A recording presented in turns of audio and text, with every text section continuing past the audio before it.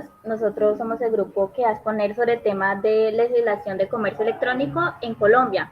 Pues nuestro grupo está conformado por Daisy Jeanette Beltrán, Lady Milena Sánchez, Johan Pereira, Jason Rojas, Jamie Rojas y mi persona Natalie Rubiano. Aquí vamos a hablar sobre la ley 527 de 1999. Entonces vamos a iniciar por cada parte que habla sobre esta ley, ¿no?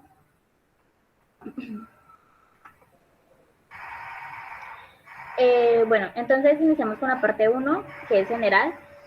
Capítulo 1, disposiciones generales. Entonces, artículo 1, ámbito de aplicación.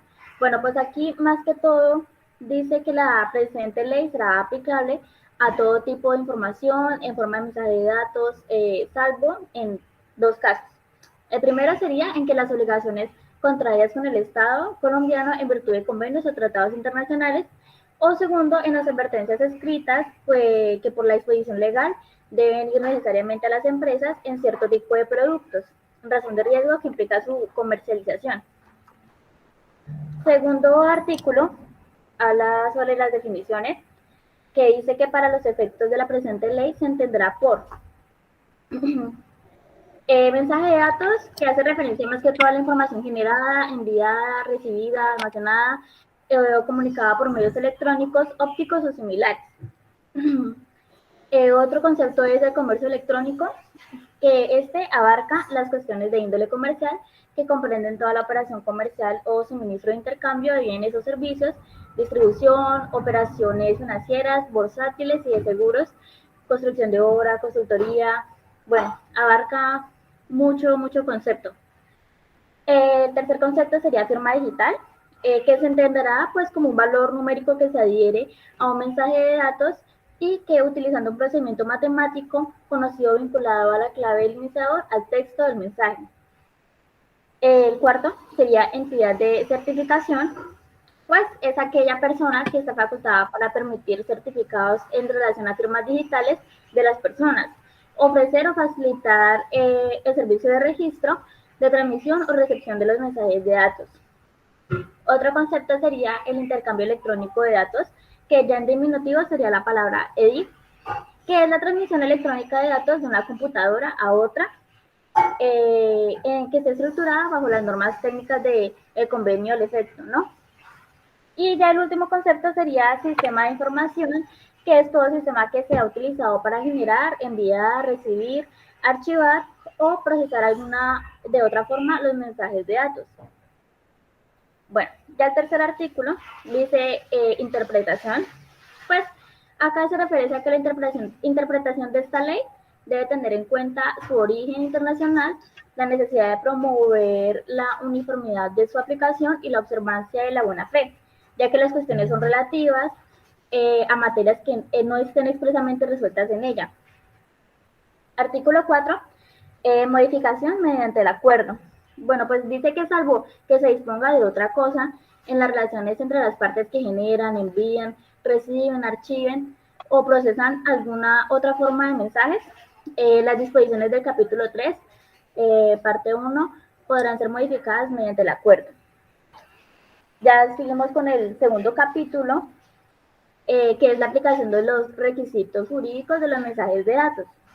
Aquí pues encontramos el artículo 6, que habla sobre el escrito, de que dice que cuando cualquier norma requiera de la información que constante por escrito, ese requisito será o quedará satisfecho con un mensaje de datos y si la información es accesible y se aplicará como una obligación, como si las normas prevén las consecuencias en el caso de la información que no conste por escrito.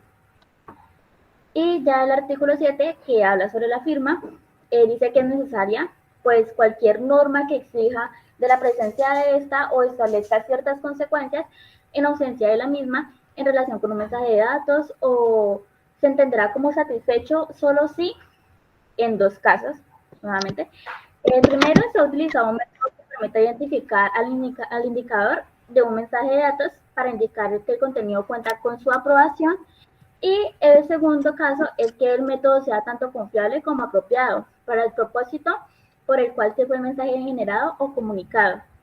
Pues la disposición en ese último artículo se aplicará tanto como si el requisito establecido en cualquier norma constituye una obligación, como si las normas simplemente prevén consecuencias en el caso de que no exista una firma. Bueno, acá ya seguimos con los siguientes, que ya sigue otro compañero. Dentro de los requisitos jurídicos de los mensajes de datos se encuentra también el artículo 8, que se trata del original, es donde estos requisitos están establecidos en cualquier norma y se presentan, que si se presenta en algún momento se presenta algún inconveniente, se requiere demostrar su forma original. El artículo número 9, que es la integridad de los mensajes de datos, esta información debe ser íntegra, debe estar completa, sin tener ninguna alteración, en la cual tendrá un alto grado de confiabilidad. Artículo 10, que es la admisibilidad y fuerza probatoria de los mensajes de datos. Estos serán admitidos con pruebas en todo tipo de información, así no hayan presentado su forma original, o sea, tienen como tal su prueba. El artículo 11, que es el criterio para valorar propiamente en los mensajes de datos, es la confiabilidad en la forma en la cual se haya generado el archivo y comunicado de la integridad de la información. Artículo número 12, la conservación de los mensajes de datos y los documentos. Estos deben ser conservados, digamos, para tenerlos prácticamente a la mano por si se consulta nuevamente. Tener que se hayan generado en un formato que demuestre fidelidad y que estos sean enviados teniendo la fecha, digamos, del recibido o enviado para poder demostrar que lo tenga como tal en el archivo. Artículo número 13, conservación de mensajes de datos y archivos de documentos a través de terceros. Como tal, estos se pueden realizar directamente con los terceros, demostrando siempre y cuando las condiciones que mencioné anteriormente. Sigue ya el capítulo número 3, que es la comunicación de los mensajes de datos, que estos tienen que ser formación y validez de contratos. Como tal, son un acuerdo entre dos partes, las cuales podrían ser expresadas por los mensajes de datos. Ya sigue mi compañera.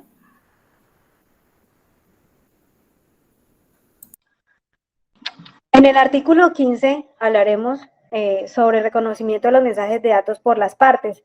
En las relaciones entre el iniciador y el receptor, quien hablaremos que el iniciador es la persona que emite el mensaje, cuando se da el envío del mensaje de datos, no negará juicios jurídicos o dan una validez para hacerse legal esta forma de envío. Es decir, esto no significa que si se hizo un envío por un mensaje de datos, no tenga ninguna validez, al contrario, tiene toda la validez. En el artículo 16 también nos habla de la atribución de los mensajes de datos. Estos entenderán que el mensaje de datos proviene del iniciador cuando es redactado por esta misma persona, también cuando alguna persona se delega para hacer el envío de este mensaje y también cuando se da por un sistema de información programado automáticamente.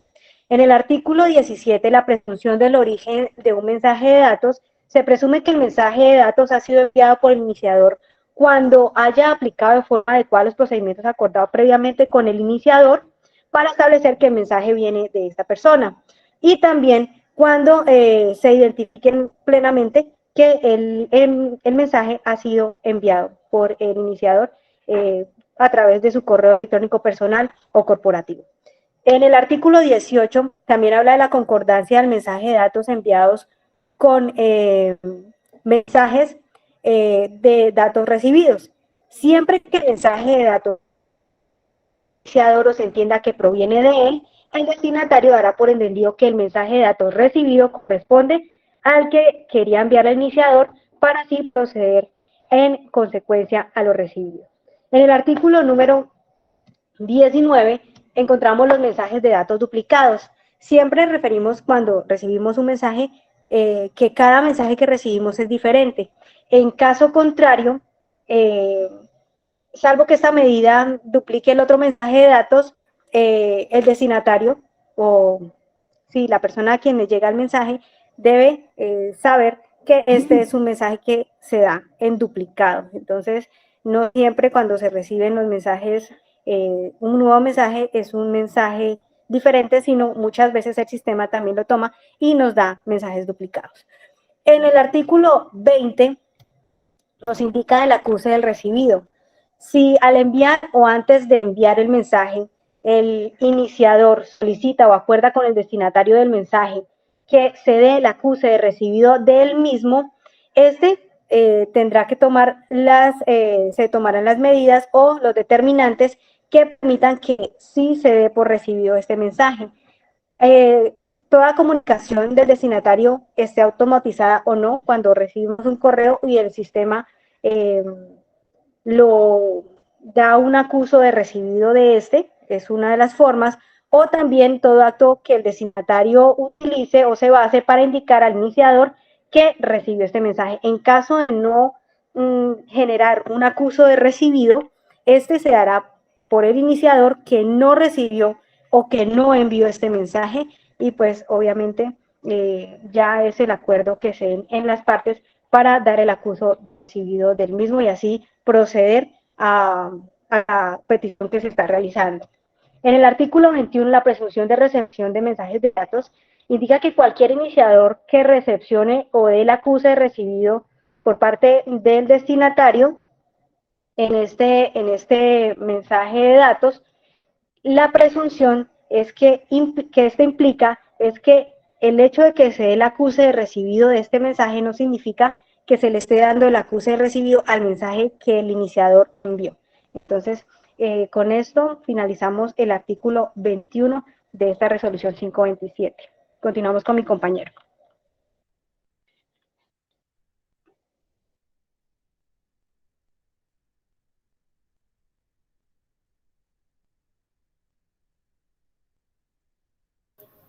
Buenas noches. En los artículos 22 al 28 encontramos que en los negocios internacionales, al no poder siempre desplazarse en los negociantes al lugar de la otra parte, implica entonces y se autoriza el uso de medios digitales, tales como correos electrónicos, carpetas compartidas en la nube o acceso a servidores específicos.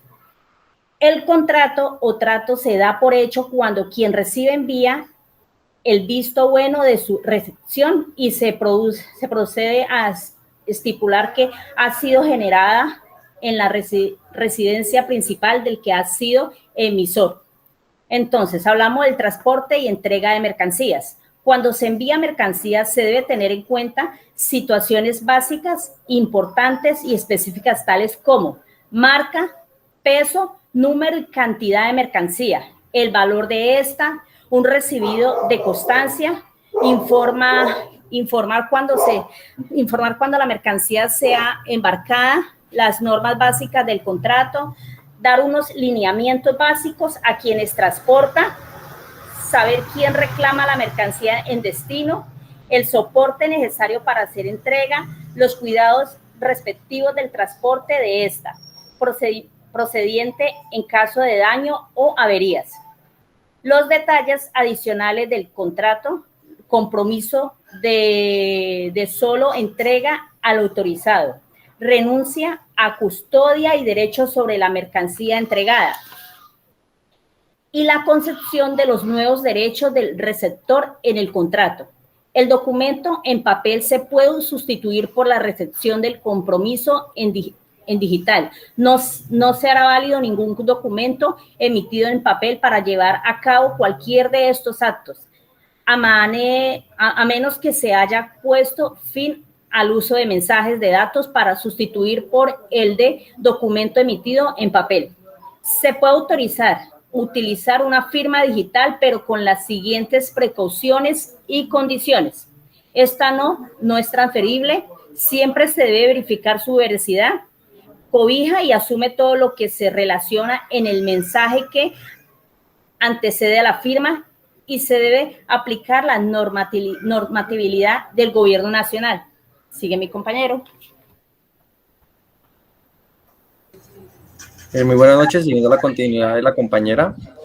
vamos a hablar del capítulo 2 de las entidades de certificación, que habla sobre el artículo 29, características y requerimientos de las entidades de certificación.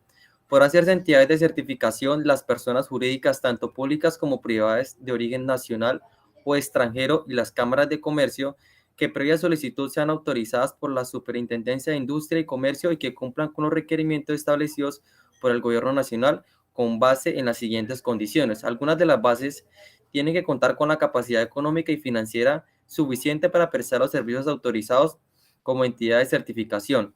También contar con la capacidad y elementos técnicos necesarios para la generación de firmas digitales, la emisión de certificados sobre la autenticidad de las mismas y la conservación de mensajes de datos en los términos establecidos en la ley.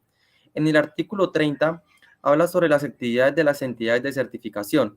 Las entidades de certificación autorizadas por la Superintendencia de Industria y Comercio para prestar sus servicios en el país podrán realizar, entre otras, las siguientes actividades: emitir certificados en relación con las firmas digitales de personas naturales o jurídicas, emitir certificados en relación con la persona que posee un derecho o obligación con respecto a los documentos enunciados en los literales F y G del artículo 26 de la presente ley, ofrecer o facilitar los servicios de creación de firmas digitales y certificadas, entre otras. En el artículo 31 habla sobre la remuneración de la prestación de servicios. Las remuneraciones por los servicios de las entidades de certificación serán establecidas libremente por estas. En el artículo 32 habla sobre los deberes de las entidades de certificación. Las entidades de certificación tendrán, entre otros, los siguientes deberes: emitir certificados conforme a la solicitud o acorde con los suscriptor, implementar los sistemas de seguridad para garantizar la emisión y creación de firmas digitales, la conservación y archivos de certificados y documentos en soporte de mensaje de datos, atender oportunamente las solicitudes y reclamaciones hechas por los suscriptores. Y por último, llevar un registro de los certificados. En el artículo 33 habla sobre la terminación unilateral. Salvo acuerdo entre las partes, la entidad de certificación podrá dar por terminado del acuerdo de vinculación con el suscriptor, dando un preaviso no menor a 90 días. Vencido este término, la entidad de certificación revocará los certificados que se encuentran pendientes de la expiración. Artículo 34 explica sobre la cesación de actividades por parte de las entidades de certificación. Las entidades de certificación autorizadas pueden cesar en el ejercicio de actividades siempre y cuando hayan recibido autorización por parte de la Superintendencia de Industria y Comercio. En el capítulo 3 de los certificados pasamos al artículo 35, donde habla sobre los contenidos de los certificados. Un certificado emitido por una entidad de certificación autorizada, además de estar firmado digitalmente por esta, debe contener por lo menos lo siguiente: nombre, dirección y domicilio del suscriptor, identificación del suscriptor nombrado en el certificado.